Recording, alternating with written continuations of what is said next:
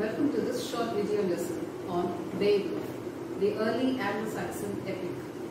Today we are going to try and understand the significance of Beowulf in English literature, and we are going to examine the themes depicted in Beowulf. We are going to analyze how early Anglo-Saxon life and their nature have been represented in the early epic Beowulf. Beowulf was written in Anglo-Saxon. As it is a common knowledge, Anglo-Saxon was a Teutonic variant. It was derived from the early tribals of Angles, Saxons and Jutes. The syntax and lexicon of Anglo-Saxon is very different from that of Chaucer's English.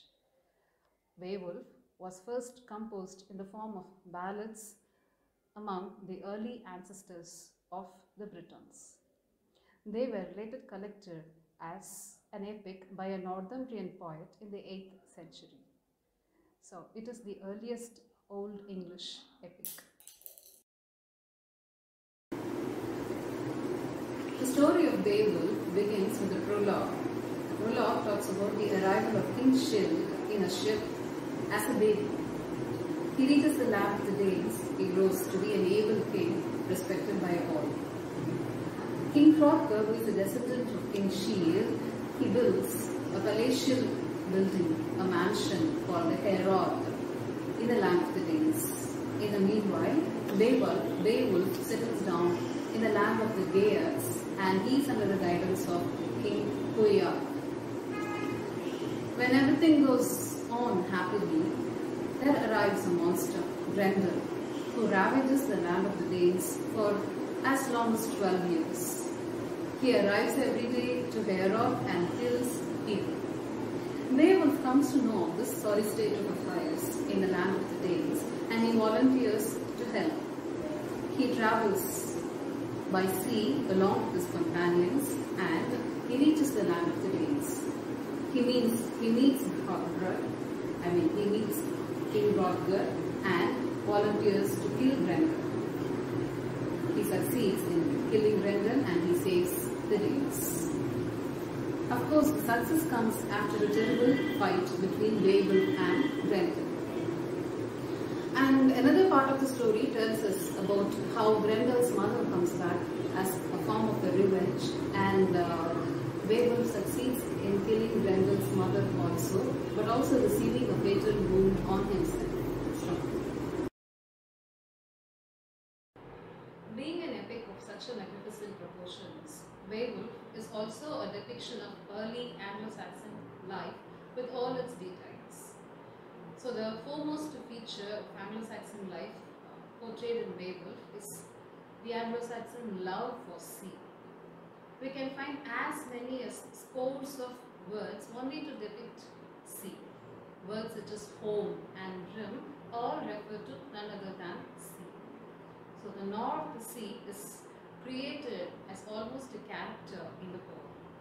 It is portrayed as a treacherous one, and it's always calling out the Anglo-Saxons to conquer itself. The second important feature in Beowulf is the Anglo-Saxon love as well as fear for wildlife and forests. The Anglo-Saxon kings are portrayed to be sublime and savage at the same time. They are savage because they need to develop a certain degree of hardness in order to conquer the wildlife. They are sublime because their pursuit is guided not by selfish ambition, but by noble pursuit of glory. And they strive to achieve glory not by selfish interest, but by selfless sacrifice. So, selfless sacrifice is a recurrent theme throughout the poem of Beowulf. The next important feature of Beowulf is its musicality. We see scores and scores of lines written together following the pattern of alliteration and accent. So, following the Anglo-Saxon nature of deriving musicality through alliteration and accent, Beowulf is entirely a musical poem where musicality is created not out of rhyme but through alliteration and accent.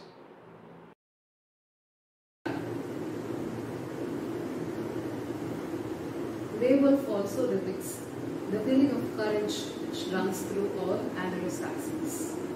Courage pushes them to achieve the unachievable, and along with the courage, there is also an ever-running current of melancholic feeling. Melancholy is directed towards the lost soldiers and friends. And there is always a love for glory, and soldiers always strive to celebrate themselves and to be celebrated by people. So the last line in the poem Beowulf says, every time earning for people's praise. This is the nature of Beowulf.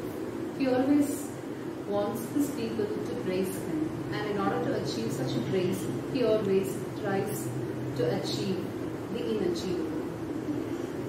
However, he is different from the quixotic version of achievement, whereas he tries and achieves and defeats grandeur. And when it comes to the credibility of the story, here we have to take in the elements of tribal and heathen beliefs. When we compare the story of Beowulf with modern standards of reality and truth, it's difficult to believe some fears described in Beowulf. However, being an epic, the poet has taken the liberty to describe incredible narratives, especially in description of the monster Grendel and 12 years in which Grendel continues to ravage the lands of the Danes. The remarkable achievements of the soldiers and the unachievable feats described in Beowulf are also elements of heathen and tribal beliefs.